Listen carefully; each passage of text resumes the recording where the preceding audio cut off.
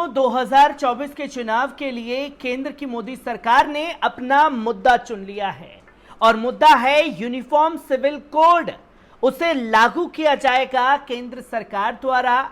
नई संसद में इस बिल को पास किया जाएगा और इसी के आधार पर जो है वो वोट बैंक की राजनीति की जाएगी और उसी वोट बैंक की राजनीति के बीच जमीयत उलमाए हिंद, जो मुसलमानों का सबसे बड़ा संगठन है, वो इसके खिलाफ खुल करके मैदान में उतर चुका है।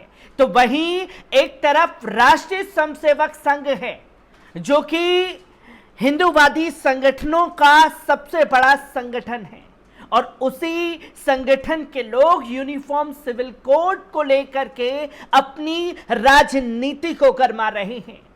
अब दो बड़े संगठन यूनिफॉर्म सिविल कोड से पहले 2024 के चुनाव से पहले आमने सामने आ चुके हैं, जहां दोनों तरफ से यूनिफॉर्म सिविल कोड को लेकर के बयानबाजियां तेज हो चुकी हैं और किस तरीके से दोनों तरफ से होने वाली बयानबाजियां 2024 के चुनाव का रुख तय करेंगी, ये सबसे बड़ा सवाल जो है वो खड़ा हो जाता है। राष्ट्रीय Swayamsevak Sangh uniform civil code को भुनाने पर लगी हुई है, तो वहीं जमीयत उलमाए हिंद खुल करके इसका विरोध भी कर रही है, जिसकी तस्वीरें भी सामने आ रही हैं। आपको बता दें कि 2024 के लोकसभा चुनाव के लिए सियासी बिसात बिछनी शुरू हो गई है। एक तरफ जमीन पर सोशल इंजीनियरिंग के जरिए समीकरण साधने के प्रयास हैं, तो दूसरी तरफ कई ऐसे मुद्दे हैं जो उठाए जा रहे हैं जिसको वोटरों को ध्रुवीकरण किया जा सकता है। उन्हीं मुद्दों में अब सनातन, इस्लाम और यूनिफॉर्म सिविल कोड जैसे मुद्दे भी जुड़ गए हैं। ये वो मुद्दे हैं जिन्हें बीजेपी कांग्रेस तो समय समय पर उठाती ही रहती है, लेकिन पिछले कुछ दिनों में राष्ट्रीय स्वयंसेवक संघ और जमीयत की बयानबाजी ने इन मुद्दों को और ज्यादा हावी कर दिया है। उन बयानों के बाद माना जा रहा है कि 2024 के रण में ये मुद्दे भी सभी पार्टियों के लिए निर्णायक भूमिका निभा सकते हैं। आपको बता दें कि अब धर्म के इर्द गिर्द तो देश की राजनीति हमेशा से ही रही है। इसी पर संघ प्रमुख मोहन भागवत ने हाल के बयानों में इसे और ज्यादा हवा देने का काम किया। हाल ही में एक कार्यक्रम में मोहन भागवत ने कहा कि भारत में रहने वाले सभी हिंदू हैं, जो मुस्लिम हैं वो भी हिंदू धर्म से ही हैं, धर्मांतरण करके वो लोग मुस्लिम बने हैं। इससे पहले आज तक से बात करते हुए मुख्यमंत्री योगी आदित्यनाथ ने भी कहा कि सनातन धर्म भारत की आत्मा है, भारत की पहचान है। सनातन धर्म भारत का राष्ट्रीय धर्म है। मानवता के कल्याण का मार्ग सनातन धर्म ही दिखाएगा और सनातन धर्म में मेरा पराया की सोच नहीं है। इसके अलावा पिछले कुछ दिनों में कोई मौकों पर बागेश्वर धाम के धीरेन्द्र शास्त्री ने भी हिंदू राष्ट्र का जिक्र कर दिया। वे सभी हिंदुओं को एकजुट करने की बात करते हुए दिखाई दे रहे हैं। यूनिफॉर्म सिविल कोड लागू करने की बात करते हुए दिखाई दिए और इस पर मदनी का मुस्लिमों को संदेश भी सामने आया है। इस बयान के जरिए हिंदुओं को एक संदेश देने का प्रयास हो रहा है। तो अब जमीयत चीफ मौलाना महमूद मदनी साहब ने अपने बयानों से इस मुद्दों को अलग ही दिशा दे दी है। धर्म के इर्द गिर्द ही सियासी जंग छिड़ चुकी है।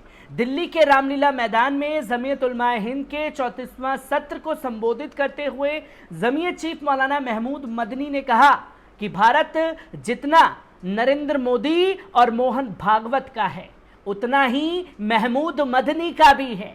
उन्होंने आगे कहा कि ये धरती खुदा के सबसे पहले पैगंबर अब्दुल बशर सईदुल आलम की जमीन है, इसलिए इस्लाम को ये कहना कि वे बाहर से आया है सरासर गलत और बेबुनियाद है। इस्लाम सबसे पुराना मजहब है। इस सब के अलावा यूनिफॉर्म सिविल कोड को लेकर भी मदनी ने एक चेतावनी दे डाली और कहा कि अगर इसे लागू किया गया तो ये ठीक नहीं होगा। जो कि मौलाना महमूद मदनी साहब ने इस बयान को लेकर के राष्ट्रीय स्वयंसेवक संघ जो हिंदू राष्ट्र बनाना चाहता है, तमाम जो बाबा आजकल सामने आ चुके हैं, हिंदू राष्ट्र की मांग कर रहे हैं, यूनिफॉर्म सिविल कोड को लागू करने की बात कर रहे हैं, इस पर साफ शब्दों में मौलाना महमूद मदनी साहब ने कहा कि अगर इसे लागू किया गया तो ये ठीक नहीं होगा। और जो तमाम लोग मुसलमानों को हिंदू बताने की कोशिश कर रहे हैं, उनको भी आईना दिखाने का काम मौलाना महमूद मदनी साहब द्वारा किया गया। अब यहां से समझना जरूरी है कि 100 साल पहले जमीयत की नींव रखी गई थी, लेकिन वक्त के हिसाब से इस धार्मिक संगठन की दिलचस्पी राजनीति में बढ़ती गई, जिसके बाद भारत की सियासत में इसकी दखलंदाजी भी बढ़ी। इस बार भी जमीयत ने अपने सबसे बड़े मंच से अपना रुख साफ कर दिया है, जिससे पता चलता है कि 2024 के चुनाव में किन मुद्दों की गूंज सबसे ज्यादा सुनाई देगी। ये वो मुद्दे जिन पर बीजेपी ने हमेशा से ही खेला है और इन्हीं मुद्दों के उठाने पर बीजेपी को कोसा है। जमीन पर जमकर सियासत होती दिख रही है। कहने को अमृत वर्ष में प्रवेश करने की बात हो रही है, पर 2047 तक विकसित भारत बनाने का वादा भी किया जा रहा है। लेकिन जिन मुद्दों पर सियासत शुरू हुई है वो 2024 के चुनावी एजेंडे को पूरी तरह बदल सकता है।